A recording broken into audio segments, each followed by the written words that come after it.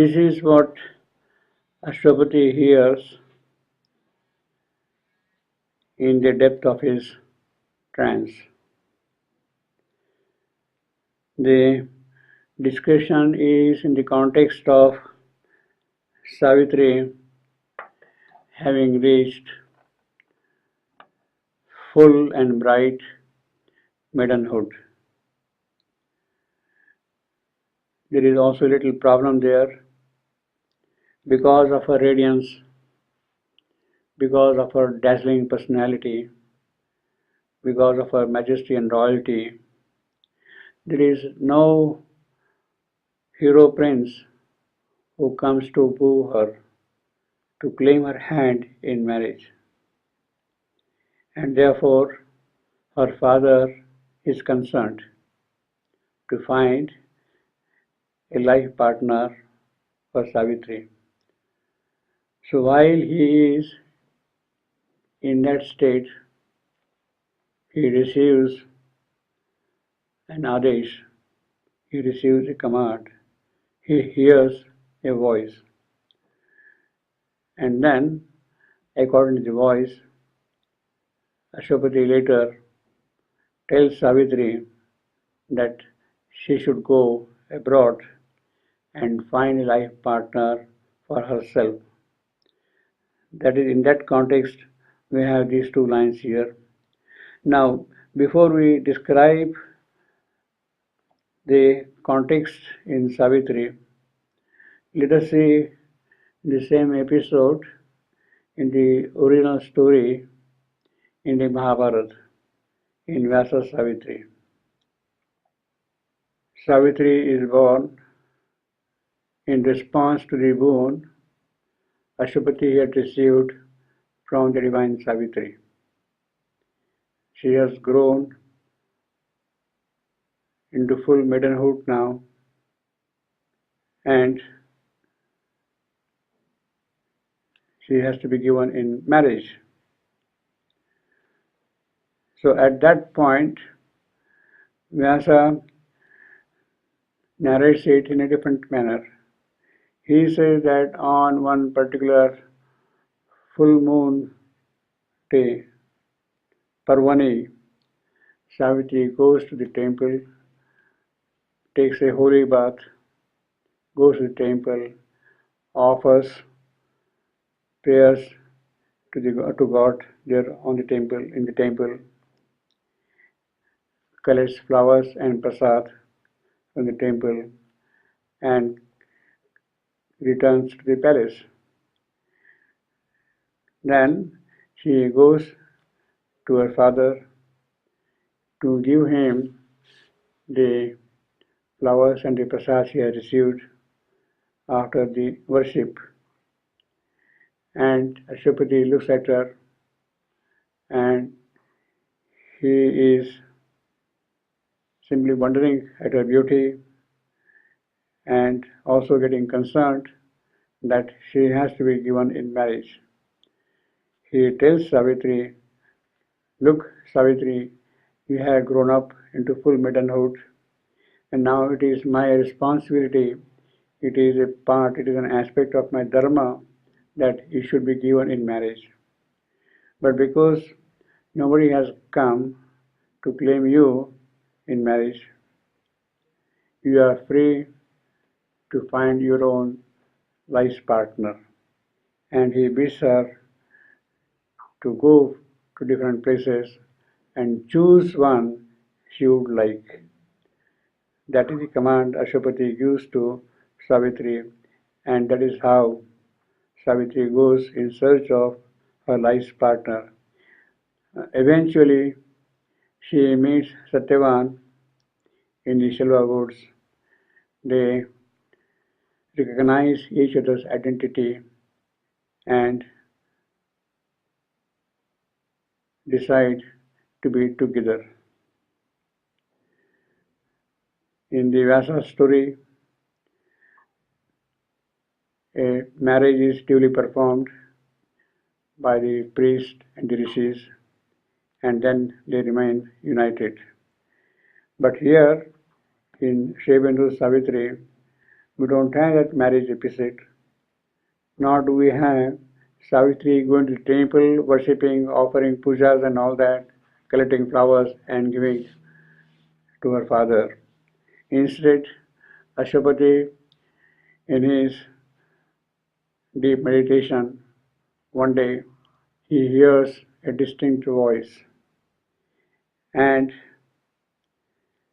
it is a kind of an instruction to Ashwapati that Savitri must find her life's partner.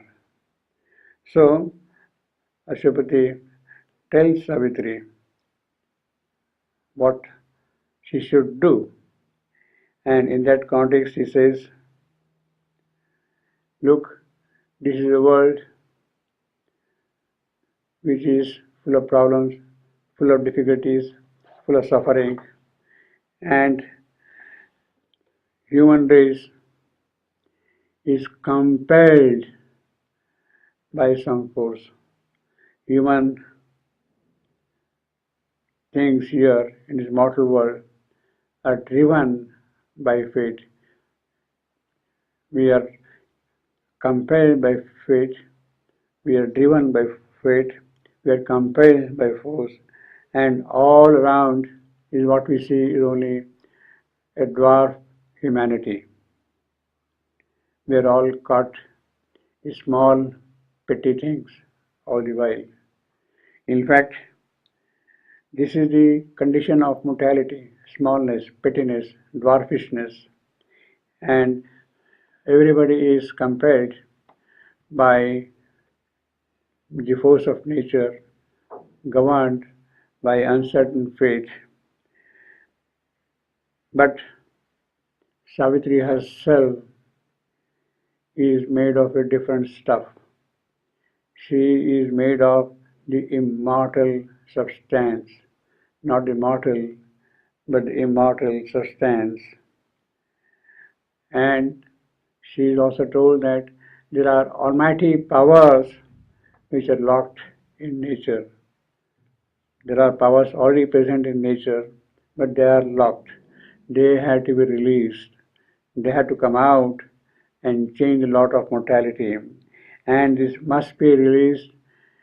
This must operate in this creation and establish themselves here. Now that can happen only if some great action is done. For that thing to happen here, what happens? But man is incapable of that thing. He sees only little gains. He lights the fire in the honor of the demon. He does not know what to do. He is driven by ignorance. He is governed by false ideas and things like that. Illusion wraps him in veil. Veil after veil are around him, is around him, and he is not able to see the truth of things at all, you see. Not only man is dwarfish and small, but all along in the course of history, sages have come, great seers have come, poets have come, but all their work is in vain. They were not in a position to change the nature of man. The humanity has remained all along dwarfish. This cannot be so.